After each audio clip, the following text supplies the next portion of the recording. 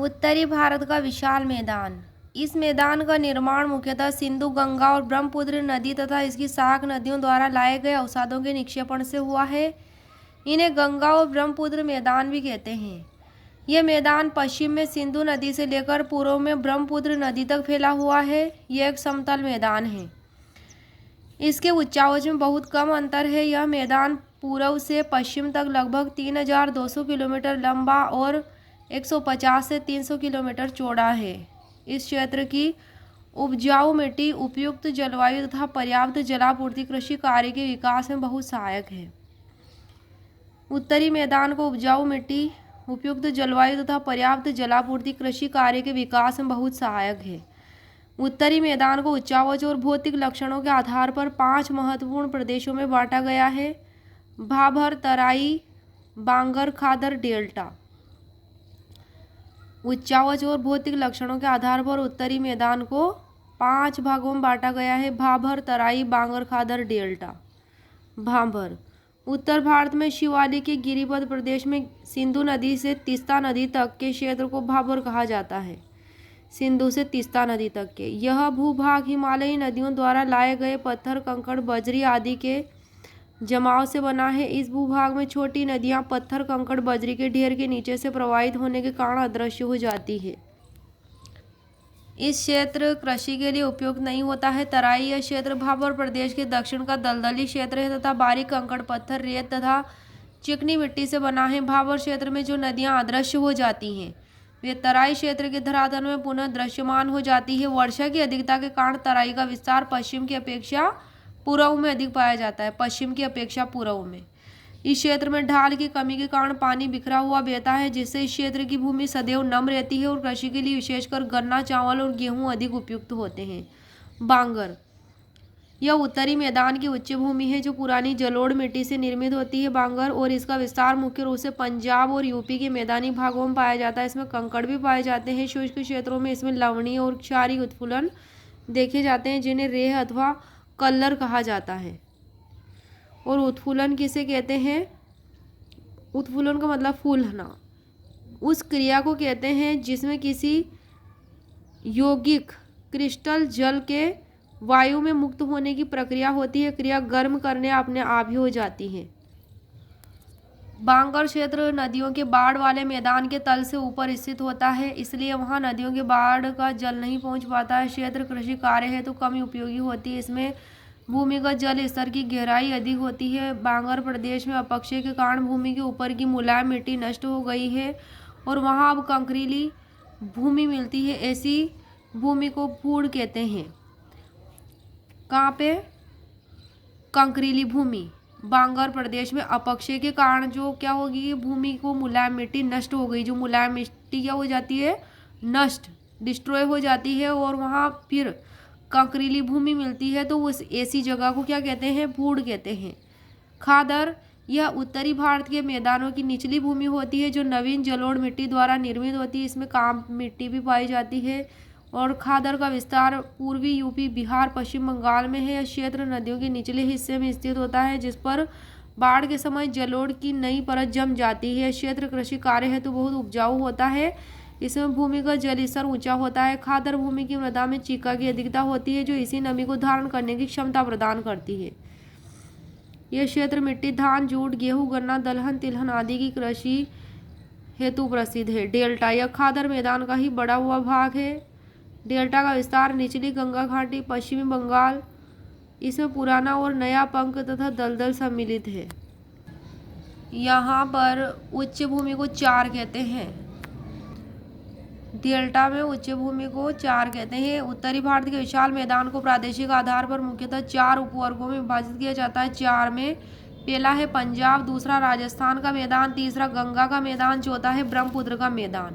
पहला आ जाता है पंजाब का मैदान। सिंधु और इसकी सहायक नदियां झेलम, चेनाब, रावी, व्यास, सतलज के द्वारा निर्मित मैदान को पंजाब का मैदान कहते हैं। भौगोलिक विस्तार भारत और पाकिस्तान में सर्वाधिक विस्तार है पंजाब के मैदान का। भारत में पंजाब मैदान के अंतर्गत बारी और बिस्त दोआब के क्षेत्र आते हैं जो कृषि की दृष्टि से भारत का एक विकसित क्षेत्र है। पंजाब की पुरानी जलोढ़ भूमि बांगर को बेड लैंड या अनुर्वर भूमि कहते हैं। पंजाब के पर्वतपदीय मैदान में नदियों द्वारा अपरदन से निर्मित भूमि को चांस कहते हैं। क्या कहते हैं इसको? अपरदन से निर्मित भूमि को। पंजाब के पर्वतपदीय मैदानों में नदियों द्वारा अपरदन से निर्मित भूमि को चौस कहते हैं। चौस। इस प्रकार के चौस होशियारपुर जिले में सर्वाधिक पाए जाते हैं। पंजाब में दूसरा आ जाता है गंगा का मैदान, जिसका विस्तार यूपी, बिहार और पश्चिम बंगाल तक है। गंगा और उसकी सहायक नदियों द्वारा निर्मित मैदान को मुख्यतः 3 मैदानी भागों में सीमांकित किया गया है। पहला आ जाता है ऊपरी गंगा का मैदान, दूसरा मध्य गंगा का मैदान, तीसरा निम्न गंगा का मैदान। अब देखते हैं हम गंगा का मैदान। ऊपरी गंगा का मैदान जो है इसे बांटा गया है 2 भागों में, रुहेलखंड का मैदान और अवध का मैदान। दूसरा है मध्य गंगा का मैदान, जिसे बांटा गया है पूर्वी यूपी का मैदान और बिहार का मैदान। तीसरा है निम्न गंगा का मैदान, जिसे बांटा गया है पश्चिम बंगाल का मैदान के यहाँ तक। बिहार का मैदान भी 3 भागों में बांटा गया है, सारण का मैदान, मगध का मैदान और मिथिला का मैदान। गंगा के मैदान की रचना एक अग्रगर्त में हुई है। कैसे हुई है? अग्रगर्त में। जब प्रायद्वीपीय भूखंड ने हिमालय के दक्षिणी प्रसार को रोका तो हिमालय के उच्च वलनों के समक्ष एक अग्रगर्त निर्मित हो गया, जो धीरे धीरे हिमालय से निकलने वाली नदियों के द्वारा लाए गए अवसादों से भर गया, जिससे गंगा के विशाल मैदान का निर्माण हुआ। गंगा के मैदान में पूर्व से पश्चिम की ओर जाने पर बंगाल की खाड़ी की शाखा के द्वारा होने वाली वर्षा में समुद्र से दूरी बढ़ने के कारण कमी आती जाती है। पूर्व से पश्चिम की ओर जाने पर गंगा के मैदान में तो बंगाल की खाड़ी की शाखा के द्वारा होने वाली वर्षा मात्रा में समुद्र से क्या होता है? दूरी बढ़ने के कारण कमी आती जाती है। मध्य गंगा का मैदान बाढ़ से सर्वाधिक प्रभावित क्षेत्र है। मध्य गंगा के मैदान में गोखुर झील अधिक पाई जाती है। कौन सी झील? गोखुर झील। और इस भाग में नदियां विसर्प के रूप में बहती है। गंगा के मैदान में यत्र तत्र गर्त पाए जाते हैं, जिससे पटना के निकट जल्ला और मोकामा के निकट टाल कहते हैं। गंगा के मैदान में यत्र तत्र गर्त पाए जाते हैं जो पटना के निकट, तो उनको जल्ला और मोकामा के निकट टाल कहते हैं। पश्चिम बंगाल में जल से भरे ऐसे गर्तों को बील कहा जाता है। जलपाईगुड़ी तथा दार्जिलिंग जिले का पर्वतीय तथा तराई क्षेत्र द्वार कहलाता है। तीसरा मैदान है राजस्थान का मैदान, जिसका विस्तार पश्चिम में अरावली पर्वत से लेकर भारत पाकिस्तान की सीमा तक, उत्तर में पंजाब हरियाणा के मैदान तक और दक्षिण में गुजरात के मैदान तक। राजस्थान का मैदान तथा केंद्रीय उच्च भूमि के बीच अरावली पर्वत एक विभाजक रेखा का कार्य करती है। राजस्थान का मैदान और केंद्रीय उच्च भूमि के बीच अरावली पर्वत क्या करता है? एक विभाजक रेखा का कार्य।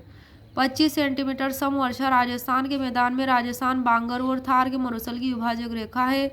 राजस्थान बांगर की उर्वर भूमि को रोई कहते हैं। राजस्थान के मैदान में थार मरुस्थल खनिज तेल, जिप्सम और नमक के भंडार की दृष्टि से भारत का एक महत्वपूर्ण क्षेत्र है। यहाँ कृषि हेतु जल संसाधन के लिए इंदिरा गांधी नहर का विकास किया गया है। राजस्थान के मैदान में सामर झील भारत की सबसे बड़ी अंतःस्थलीय खारे पानी की झील है। लूनी इस मैदान की प्रमुख नदी है। इस क्षेत्र में पहाड़ियों से घिरे अभिकेंद्रीय अफवाह वाले विस्तृत समतल गर्त को बालसन कहते हैं। चौरस तथा प्रवाहित द्रोणी वाली छोटी झीलों को प्लाया कहते हैं। समस्त मरुस्थलीय प्रदेश में रेतीले टीले और बरखान पाए जाते हैं। राजस्थान मैदान का एक बहुत बड़ा भाग बालू का स्तूपों से ढका है। ब्रह्मपुत्र का मैदान, यह मैदान ब्रह्मपुत्र और उसकी सहायक नदियों द्वारा अपवाहित किया गया विशाल मैदान का सुदूर पूर्वी भाग है। मैदान का सामान्य ढाल दक्षिण पश्चिम की ओर बंगाल की खाड़ी की तरफ है। ढाल प्रवणता के कम होने के कारण क्षेत्र में कई द्वीप बन गए हैं, जैसे माजुली द्वीप। असम घाटी के उत्तरी किनारों का ढाल खड़ा होता है, परंतु दक्षिणी किनारे का ढाल मेघालय की तरफ मंद पाया जाता है। मैदान भारत के सबसे उपजाऊ मैदानों में से एक है और यहाँ मुख्य रूप से धान और पटसन की खेती की जाती है। ब्रह्मपुत्र मैदान के कुछ भागों में सहायक नदियों द्वारा शंखों के निर्माण से प्रवाह मार्ग अवरुद्ध हो जाने के कारण गोखुर झील, बील, दलदल और तराई क्षेत्र बन गए हैं।